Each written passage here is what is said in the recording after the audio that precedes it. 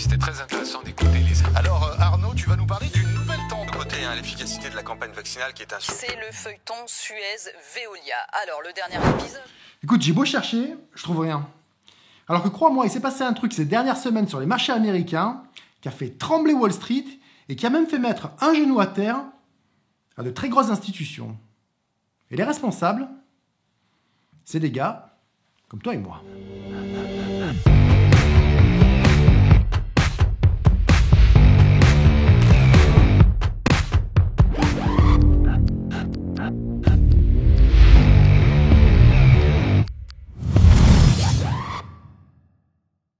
Salut les amis, toujours un vrai plaisir de vous retrouver. Alors avant de commencer, je voulais souhaiter à cette vidéo de marcher aussi fort que les deux précédentes. Car 3000 et 2000 vues pour une toute petite chaîne comme la mienne, et pour des vidéos qui sont sorties il y a moins d'un mois, ça mérite d'être souligné, et forcément, ça mérite aussi que je vous éclate un bon gros like. Vous êtes de plus en plus nombreux à rejoindre la communauté, et je suis très heureux d'avoir chacun d'entre vous à bord avec moi. Vraiment, un grand merci à tous. Alors, si tu suis les marchés américains, tu es sûrement déjà au courant que dernièrement, certaines actions ont connu des performances totalement hallucinantes. Et quand je te dis hallucinantes, je parle de perfs vraiment balèzes. Non, un peu plus balèzes que ça. Peut-être un ou deux crans au-dessus, voire plus. Voilà, des perfs comme ça, c'est exactement de ça dont je vais te parler aujourd'hui. Parce qu'accroche-toi bien, les actions qui nous intéressent aujourd'hui ont fait des plus 360 et des plus 358% en une seule journée seulement. Et l'histoire s'est prolongée les jours qui ont suivi avec des plus 50 et des plus 60%. Et quand tu vois des fluctuations de cours aussi importantes, tu te dis sûrement que ces entreprises doivent avoir des business models révolutionnaires ou alors qu'elles ont annoncé la sortie d'un produit ou d'un service qui va bouleverser le quotidien de l'humanité tout entière. Eh bien, pas vraiment. C'est justement le but de cette vidéo, de t'expliquer exactement ce qui se cache derrière tout ça. Car ces deux business aux performances boostées à testostérone sont GameStop, un distributeur américain de jeux vidéo et d'accessoires électroniques qui a racheté, pour info au passage, en 2008 l'enseigne Micromania, beaucoup plus connue sur notre territoire, et AMC Theatres, qui est l'une des plus grandes chaînes de salles de cinéma aux États-Unis et qui tâche d'ailleurs au passage de faire de son mieux pour garder la tête hors de l'eau, et tout particulièrement depuis le début de cette crise sanitaire. Alors, à partir de là, il y a déjà de quoi se poser des questions.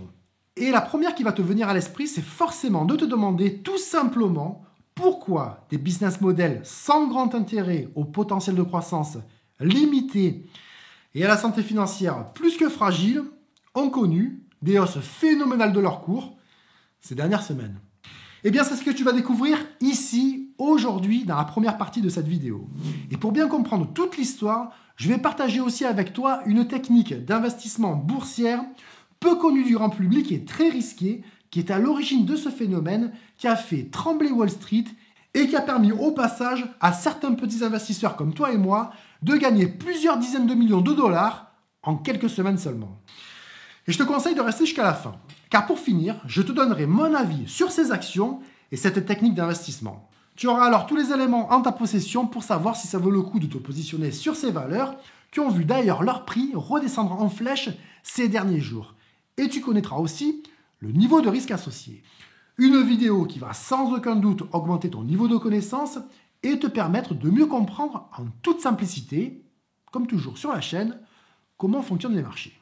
Ce qui mérite bien une seconde de ton temps pour me lâcher un like et t'abonner si ce n'est pas encore déjà fait. Ce qui fera peut-être de toi le gars qui a fait tourner le compteur de la chaîne à 2000 abonnés.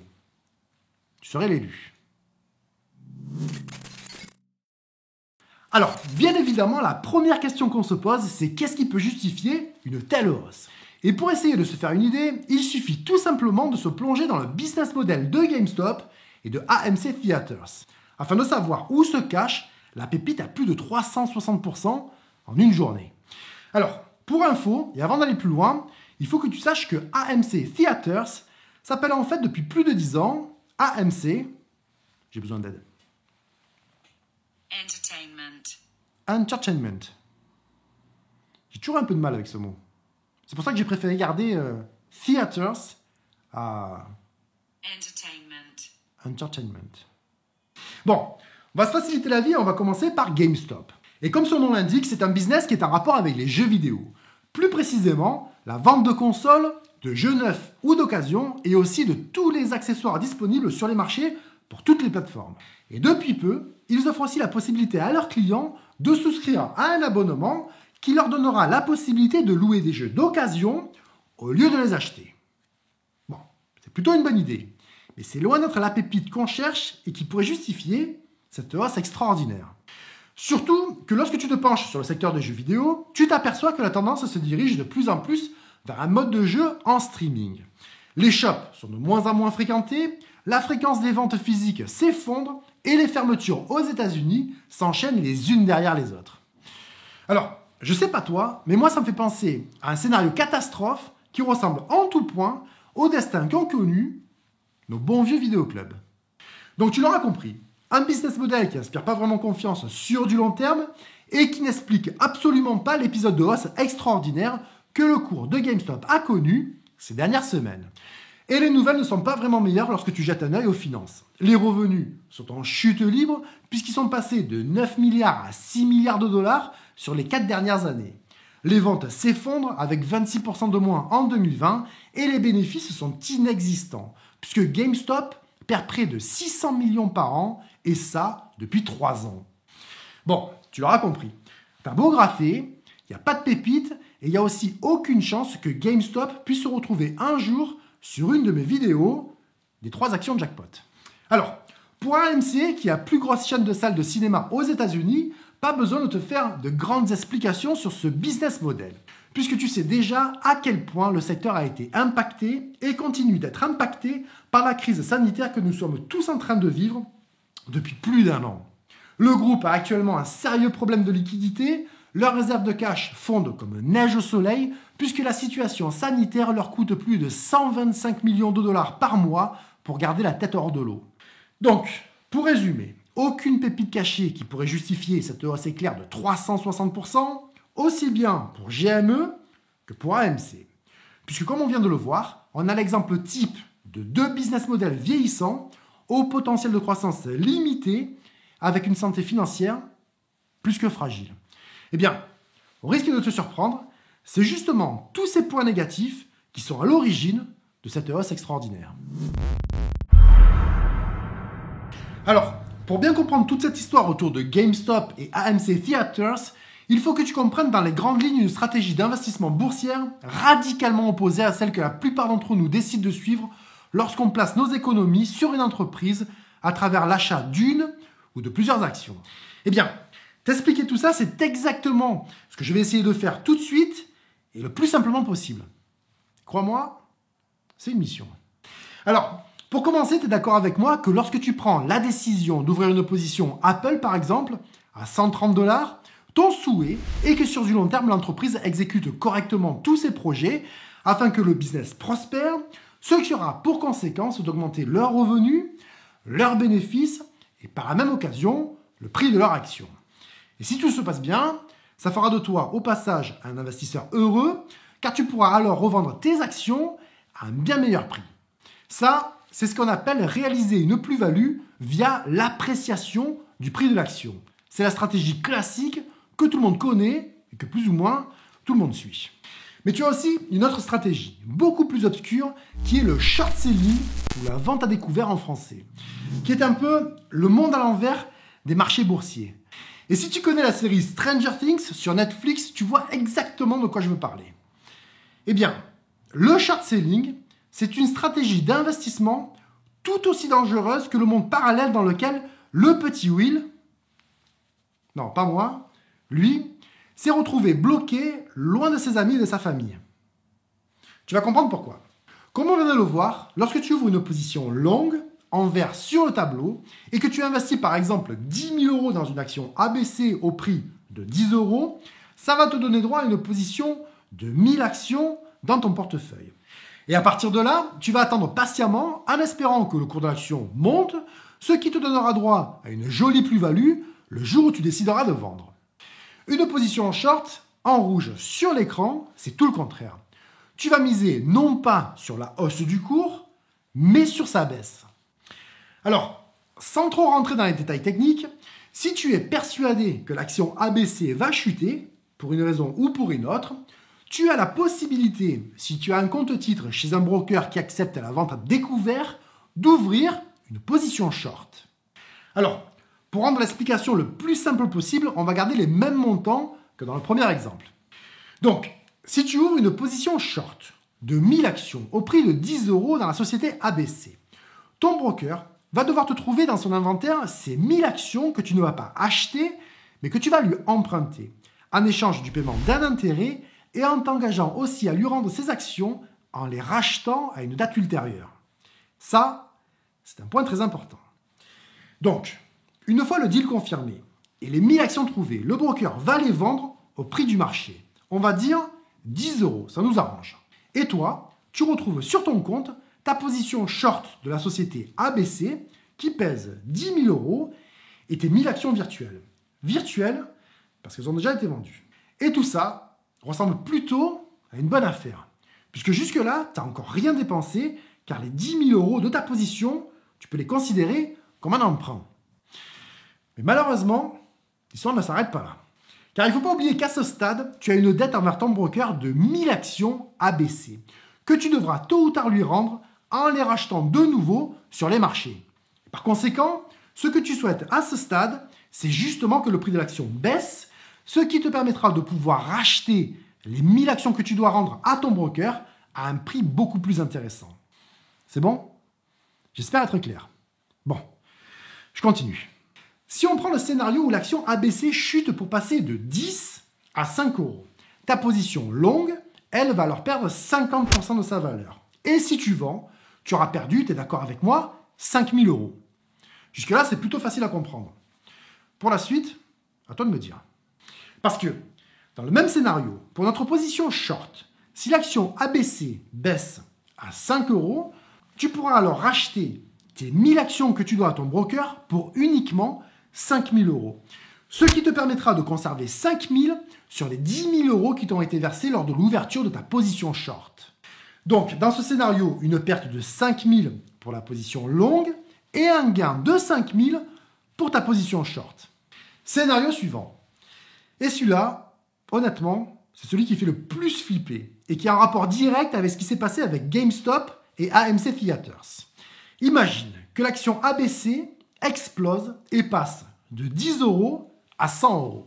Dans ce cas, les 10 000 € de ta position longue vont se transformer en 100 000, ce qui est une très bonne chose, puisque tu vas pouvoir valider 90 000 € de gains. Bravo à toi. Par contre, pour ta position short, c'est la catastrophe absolue, encore plus effrayant que le pire de tes cauchemars. Puisque je te rappelle que cette position d'une valeur initiale de 10 000 € que tu as ouvert en pariant sur la baisse du cours t'aurait rapporté uniquement si le prix de l'action restait sous la barre des 10 €. Mais là, dans ce scénario, vu que l'action explose pour passer de 10 à 100 €, tes pertes vont au-delà de tout ce que tu peux imaginer. Car pour te libérer de ta position et rembourser la dette que tu as envers ton broker, il te faudra racheter les 1000 actions que tu lui dois, non plus au prix de 10 €, mais à 100 € par action. C'est-à-dire que tu devras débourser 100 000 €, ce qui représente 90 000 € de pertes sèches. Et ça, c'est la raison principale pour laquelle je ne fais absolument jamais de short selling. Et je te déconseille fortement de tenter ta chance, car les pertes à ce jeu sont potentiellement illimitées. Regarde ça. Sur ta position longue, dans notre exemple, le plus que tu peux perdre, c'est les 10 000 € que tu as initialement investis si l'entreprise ABC venait à faire faillite. Mais tes gains, eux, par contre, sont potentiellement illimités, car l'action peut très bien monter à 100, 500, 1000 ou même 3000 € si tu as misé sur ce qui va se révéler être le futur Tesla ou le prochain Amazon. Par contre, pour ta position short, le plus que tu peux gagner, c'est 10 000 € si là aussi l'entreprise ABC venait à faire faillite. Mais écoute bien, sur ce type de position, il n'y a absolument aucune limite au montant de tes pertes. Alors, maintenant que tu comprends dans les grandes lignes la stratégie du short selling, tu dois forcément te demander le rapport qu'il y a avec les plus 350% en une journée de GameStop et de AMC Theatres. Ce qui est une très bonne question. Eh bien, rappelle-toi qu'on a vu tout à l'heure que ces deux business sont plus ou moins pourris. Leur santé financière est plus que fragile et la probabilité d'une faillite potentielle est plus qu'envisageable. Eh bien, devine quoi? C'est exactement les critères que recherche tout bon short-seller qui se respecte. Puisque pour eux, c'est l'assurance que le cours de l'action va continuer à baisser au fil du temps. Ce qui leur permettra au passage de pouvoir réaliser de jolis profits. Mais dans l'épisode GameStop et AMC, il y a eu un grain de sable qui est venu perturber les plans des short-sellers. Et ce grain de sable s'appelle Reddit et Wall Street Bet. Ces communautés d'investisseurs sur le web ont décidé de s'unir pour faire la guerre aux short-sellers. Leur stratégie, ouvrir des positions dans toutes les actions qui sont les plus shortées du marché. Leur but, inverser les tendances du cours des business sur le déclin. Car comme tu le sais déjà, plus une action est achetée, plus son cours va monter. Et plus son cours monte, plus d'autres investisseurs rejoignent la tendance pour surfer sur la vague des gains faciles et rapides. Et cette inversion de tendance va provoquer un vent de panique chez les short-sellers. Et maintenant que tu sais comment fonctionne cette stratégie du short-selling, tu sais que pour eux, la seule solution qu'ils ont pour se libérer de leur position et limiter leurs pertes, c'est de racheter les actions qui doivent à leur broker. Ce qui va créer ce que l'on appelle un short squeeze, une hausse éclair, qui se produit tout simplement lorsqu'un nombre massif d'actions est acheté sur une très courte période. Et c'est exactement ce qui est à l'origine de la hausse extraordinaire de plusieurs centaines de pourcents du cours de GameStop et de AMC Theatres sur une seule journée. Le ratio de short-seller sur une action, tu peux le trouver très facilement sur Yahoo Finance, ce qui pourra te permettre de te faire une idée des chances que tu as de bénéficier d'un éventuel short squeeze sur un de tes investissements. Ou alors, ça te permettra aussi tout simplement de pouvoir juger du niveau moyen de volatilité potentiel de ton action sur du court à moyen terme. Puisque la seule certitude que tu as, c'est que toutes les positions short sur une action devront être soldées tôt ou tard. Ce qui par conséquent assurera à son cours de connaître un rebond plus ou moins important. Mais ce que tu dois savoir aussi, c'est que les short squeeze sont éphémères. Ils ne durent jamais très longtemps. Pour preuve, le cours de GameStop a déjà perdu plus de 80% depuis le début du feuilleton.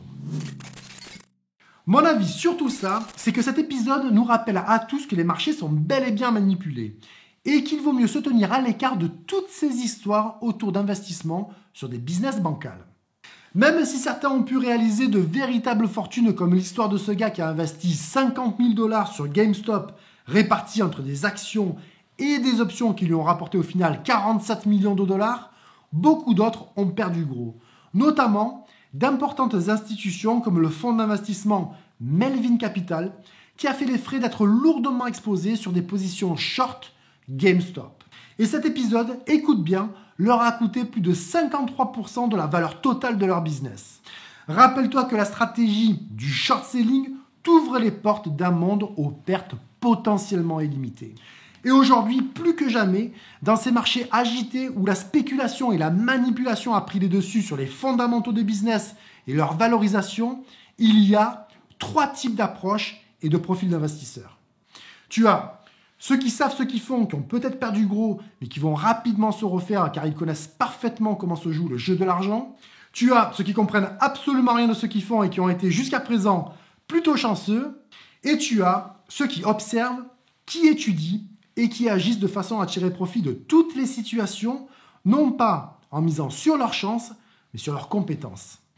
Et je vais finir en te disant que lorsque tu joues une partie d'un jeu dont tu ne maîtrises absolument pas les règles, tu peux être chanceux une fois, mais si tu continues à jouer à ce jeu sans vouloir apprendre en pêchant par orgueil, il y a de fortes chances que tu finisses par te brûler les ailes. Voilà les amis, c'est tout pour aujourd'hui. J'espère que tu as apprécié cette vidéo et qu'elle t'a apporté des connaissances que tu n'avais pas encore. Si c'est le cas, n'oublie surtout pas de liker, c'est super important, de partager et de t'abonner si ce n'est pas encore déjà fait. Parce que je te veux à bord avec moi. Toi et moi, on se retrouve très vite. Très vite. En attendant, prends bien soin de toi.